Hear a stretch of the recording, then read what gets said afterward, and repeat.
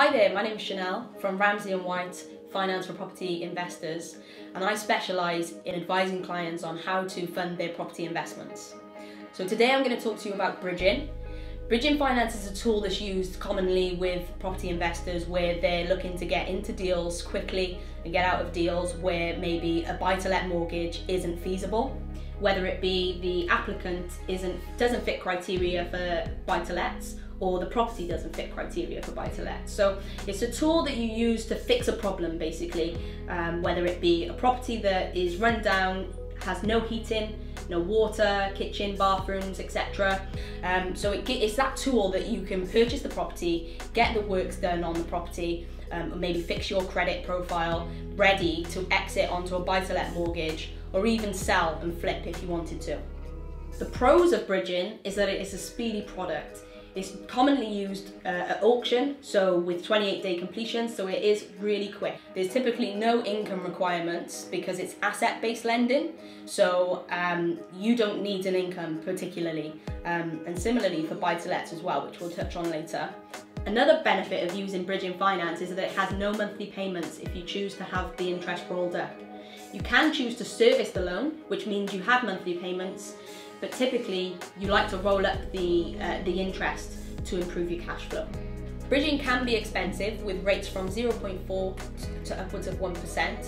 So it is important that you stick to the timings of your bridging finance so that you don't run over, because it can be costly. In terms of the loan to value, how much can you borrow? You can borrow typically 75% of the purchase price, but you can borrow up to 70% of the GDV, which is the gross development value, which sometimes can mean a better offer for your deal. Bridging lenders can also lend 100% of the refurbishment. So for example, if your refurbishment costs £40,000, they can give you 100% of this. The way that it works is that it's funded in arrears.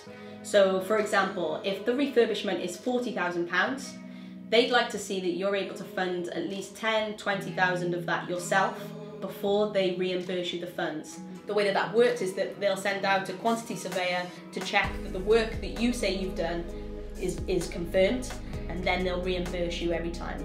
So every visit from a quantity surveyor does have a fee. So in the ideal world, you try and get as little visits as possible. So I would recommend probably splitting that 40,000 into two. So 2 lots of 20,000. So you fund the first 20,000, the lender reimburses you for 20,000, and then you're good to go again for another 20,000. It's important that you work with a regulated broker such as myself, who will iron out any exit that you're looking to take, such as a refinance or a flip. You want to make sure that before you get on that bridge, your broker has calculated where you're going to be in 6, 12, 18 months time, and what lender is likely to accept you on a mortgage.